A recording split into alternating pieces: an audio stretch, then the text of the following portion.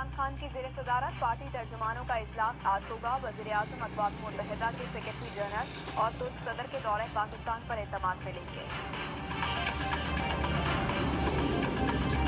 अक़वाम मुत्तहिदा के secretary general का पाकिस्तान में दूसरा दिन। वज़ीर-ए-आज़म इमरान खान और army chief general Qamar Javed Bajwa से मुलाकात तय। पाक भारत फौजी मुबस्सिर ग्रुप ऑफिस का दौरा भी करेंगे। अक़वाम मुत्तहिदा अमन मिशंस के लिए पाकिस्तानी दस्तों की खिदमत की अक्कासी करती तस्वीरी नुमाइश का इफ्तिताह करेंगे। करतारपुर राहदारी, बादशाही मस्जिद और शाही किला का भी दौरा शेड्यूल में शामिल। लाहौर में बच्चों को पोलियो से बचाव की वैक्सीन पिलाएंगे।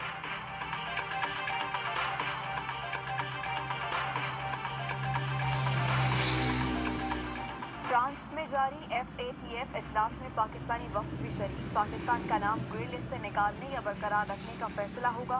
पाकिस्तान को ब्लैक लिस्ट में डालने की कोशिश नाकाम बनाने के लिए दरकार 3 वोट मौजूद।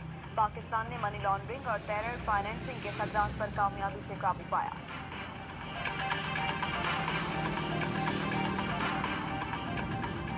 अफ्रीका से अमन मुआहिदे को हतमी शक्ल दे दी गई है। दस्तखत रवा माह के आखिर में होंगे। अफगान तालिबान के तर्जुमान सुहेल शाहीन का अफगान मीडिया से गुफ्तगू में दावा। चीन में कोरोना वायरस के वार एक दिन में 100 से जायद हुए शिकार। वायरस से अमवात की तादाद 1770 हो गई। मुतासरीन की तादाद 71,000 से तजावुज कर गई।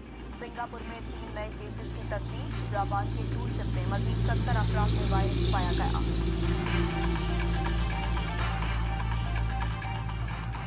और पाकिस्तान सुपर लीग का मेला सजने में सिर्फ 3 दिन बाकी। तमाम टीमों ने तैयारियां तेज कर दी। कराची किंग्स और कोयटा ग्लैडिएटर्स की टीमों की नेशनल स्टेडियम में प्रैक्टिस। कराची किंग्स के कप्तान इमाद वसीम अच्छी कारकर्दगी के लिए पुरस्कार।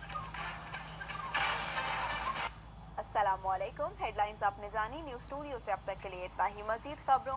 वज़ीर-ए-आज़म पार्टी रहनुमाओं को अहम उमूर से मुतालिक गाइडलाइंस भी देंगे।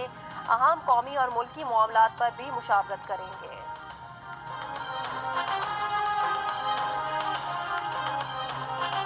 FATF का इजलास पेरिस में जारी। पाकिस्तान के ब्लैक लिस्ट में जाने का खतरा टल गया।